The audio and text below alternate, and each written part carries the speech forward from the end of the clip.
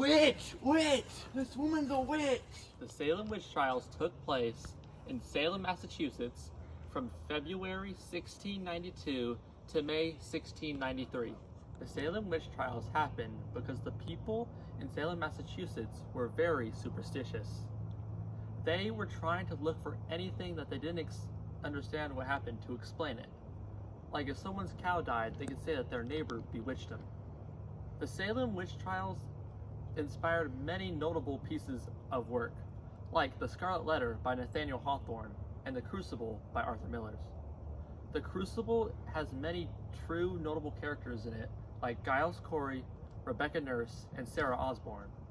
Another fun fact is that Nathaniel Hawthorne, author of The Scarlet Letter, was related to one of the witch judges, John Hathorne. In the Salem witch trials, the people mostly tried were old women who were mostly lived alone or widows. But they weren't the only ones tried. In the Salem witch trials, there were 6 men tried. Wait, what?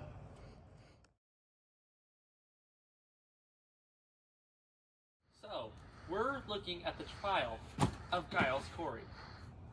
Giles Corey was an 80-year-old man who lived in Salem, Massachusetts with his wife, Martha Corey. Martha Corey and Giles Corey were both arrested for witchcraft on March 19th, 1692. But they weren't tried until September 16th, 1692. Giles Corey said he wasn't willing to submit himself to a trial by jury because he believed they already found him guilty. When they started torturing him September 18th, 1692, they tortured him for 2 days, and he died the 3rd day. He was tortured by being pressed with heavy stones. While he was tortured, he didn't give up any information to the judges. More weight.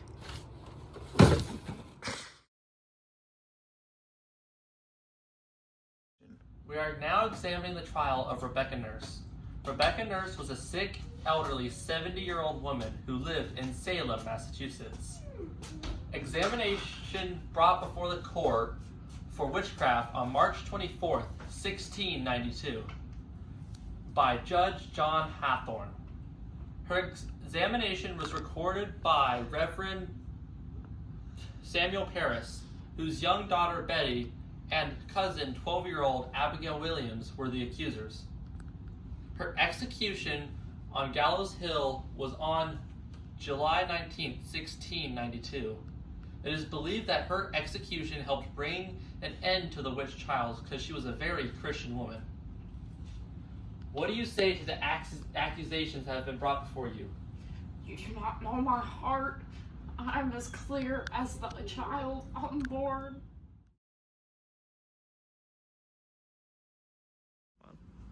We are now examining our last case, the case of Sarah Osborne. Sarah Osborne was a woman in her late 40s that lived in Salem, Massachusetts. Her case was examined by Judge Hathorne. Sarah Osborne was an easily angered beggar, and she was bedridden. She is not liked in town for trying to disinherit her 2 boys with her new husband, which was a formerly indentured servant. A lot of the people said that they were targeted by Osborne's specter. She was tried February 29, 1692, and sent to jail March 7, 1692. She died in May 10, 1692, in jail after 9 weeks.